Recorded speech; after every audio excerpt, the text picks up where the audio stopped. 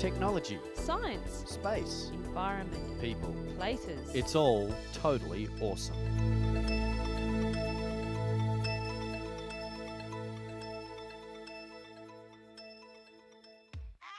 Hi and welcome to the show.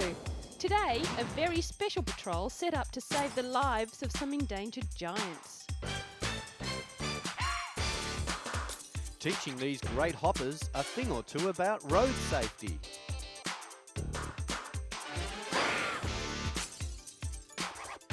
We go to a cinema where you can really get involved in all the action.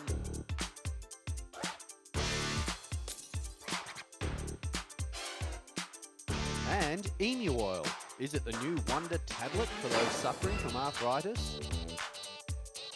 We'll find out this week on Totally Awesome.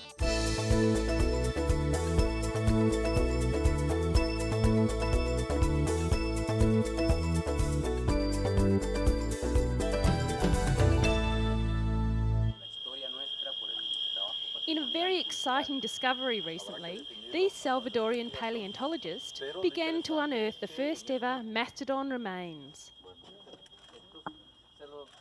Found in the small Central American nation, the fossils, which date back 6,000 years, were recently discovered just north of the Salvadorian capital.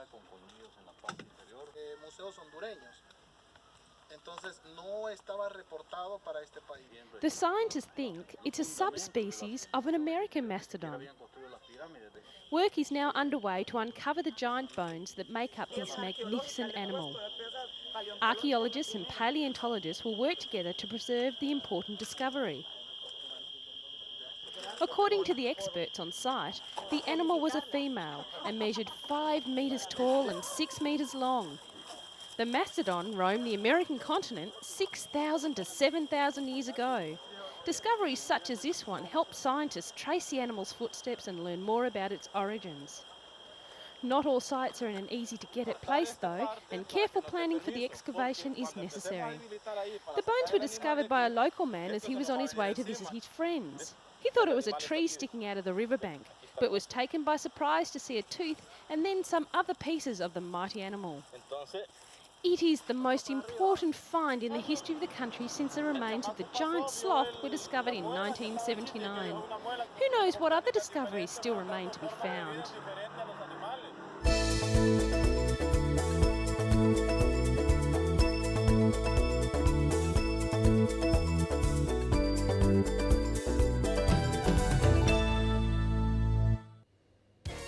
Still on amazing discoveries, a 2-acre covered courtyard in the centre of this museum has been opened to the public for the first time in 150 years.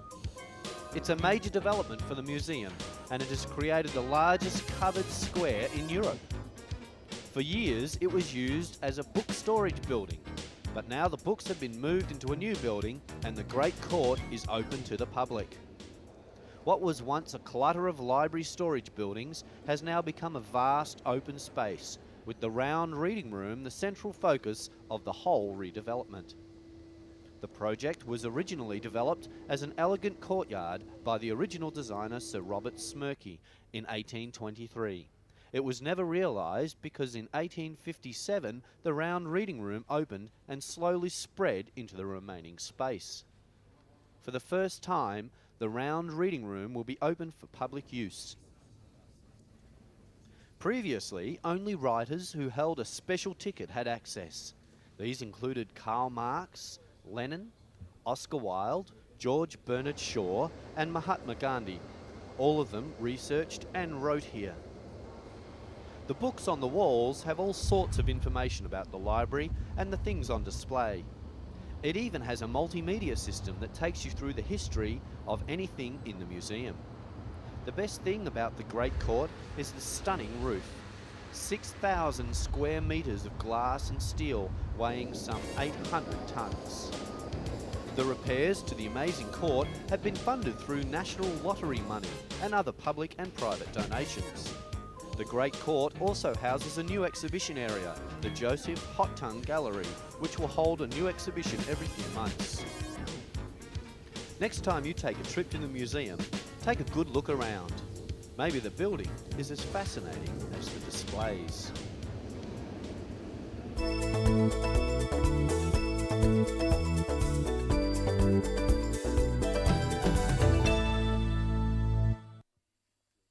Here's one job that's head and shoulders above the rest.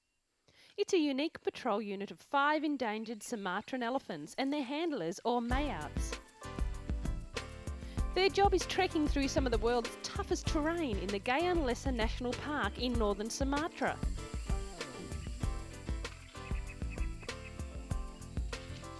Of course, there's the cleaning up to do first, and boy, I bet they wish these guys were toilet trained.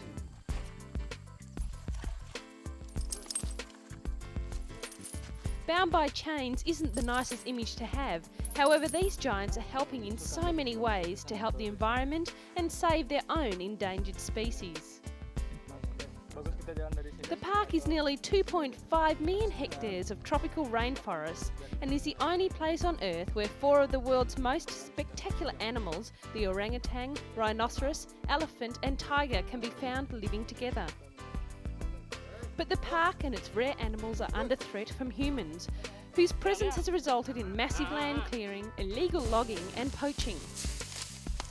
The population of Sumatran elephants has plummeted to less than 600, and researchers believe the orangutan could disappear for good in 10 years. Set up 2 years ago by the European Union and the Indonesian government, the Elephant Patrol has become a successful unit in fighting the illegal logging and the loss of the elephant's natural environment.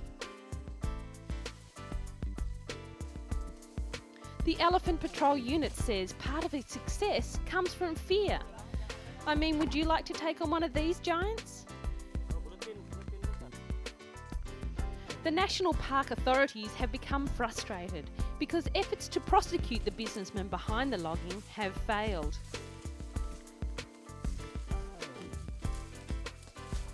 But there has been success in reducing some of the logging within the park boundaries, and that's due to the work being done by the Elephant Patrol.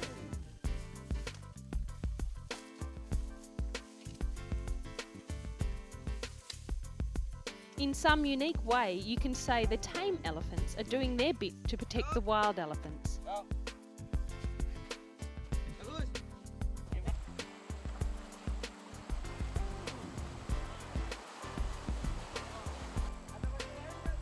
It's a tough job, long hours, exhausting heat, thick jungle, but at the end of the day there's something to look forward to. A long, cool bath and a good scrub. What could be better than that?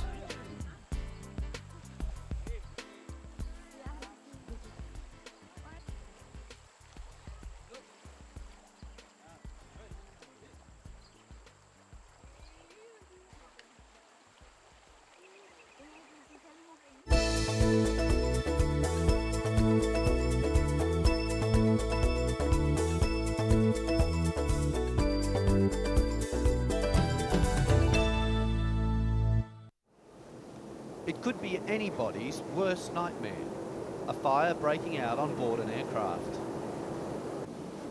Airport firefighters are tackling the blaze within minutes. Fortunately, this is not an emergency situation, but the fire on board this specially equipped Boeing 747 training facility is very realistic. It was designed and built by IFTE, a highly trained and certified company which specialises in providing equipment and training for disasters such as this. Before IFTE came onto the market, the firemen would train in an old ship container. They would put some old straw in the corner, pour some petrol over it, and then set fire to it. There was obviously a need in the marketplace for a more realistic setup. The success of the setup put the company in the spotlight. They were then asked by the military to produce a training facility for practicing counter-terrorist operations in airport hostage situations. A fire engulfs a factory ceiling. In this case, it looks like an ordinary commercial building, but the rig can be changed to simulate a ship's hold, a basement, a block of flats, a petrochemical storage unit, or an oil rig, even a submarine. IFTE not only provides the hardware for these situations, but also the specialist training for personnel to be able to save lives. This reputation has rocketed the company to world leader status. It's the training, the facilities, and the quick action that makes these firefighters ready to face any situation with the utmost confidence. This British company is now exporting its product and its specialist knowledge all over the world. The incredible demand on the international market will keep IFTE in its strong commercial position, at the same time ensuring the safety of millions of global travellers.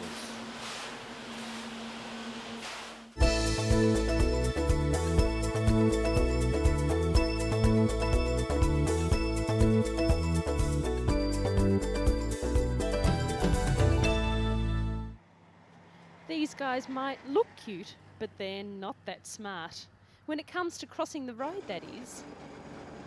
Thousands of migrating Russian frogs are risking their life to hop across busy highways in search of springtime love.